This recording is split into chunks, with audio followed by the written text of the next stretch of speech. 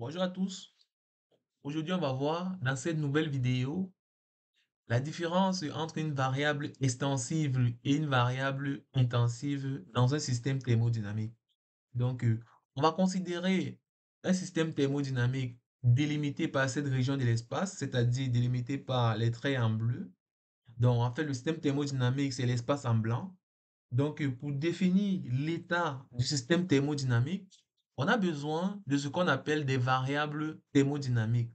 Donc, à l'échelle macroscopique, les variables thermodynamiques bien connues sont la pression P, la température T, le volume V et la masse M.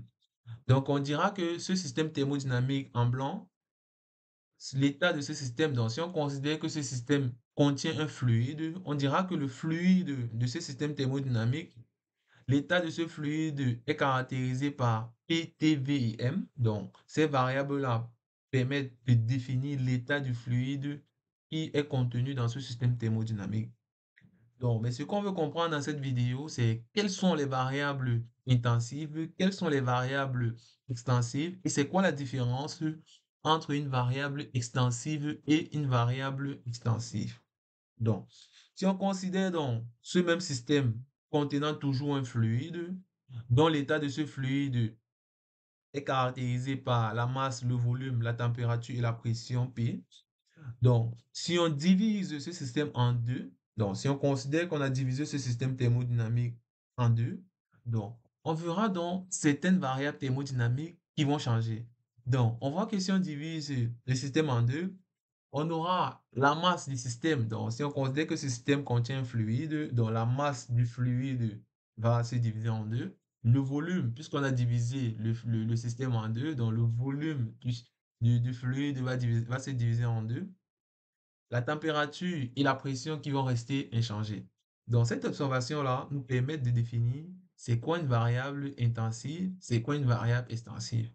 Donc, en clair, et de façon très logique, toutes les variables thermodynamiques qui vont varier proportionnellement avec la taille du système sont appelées les variables extensives. Donc ici, on a M et V qui sont des variables extensives et les variables thermodynamiques qui vont rester inchangées malgré la modification de la taille du système sont appelées les variables intensives.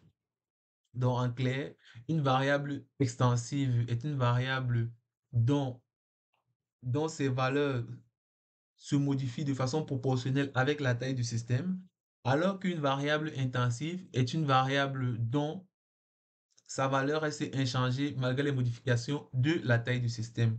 Donc, en clair, on va faire une petite remarque. Si on fait le rapport de deux variables extensives, on obtient tout simplement une variable intensive. Donc, ça, c'est le cas de la masse volumique, donc ρ. ρ qui est égal à M sur V. Donc, ici, on a fait une erreur en mettant V sur M. Donc, c'est M sur V. Donc, si on fait le rapport de la masse sur le volume, on obtient la masse volumique. Donc, la masse volumique qui est une variable intensive. Donc, de façon générale, si on divise deux variables extensives, on obtient une variable intensive. Donc, ce sera tout pour cette vidéo. Donc, je crois que tout est clair pour faire la différence entre une variable intensive et extensive dans un système thermodynamique. Donc, merci de m'avoir suivi. Donc, on se retrouve dans une prochaine vidéo. Merci.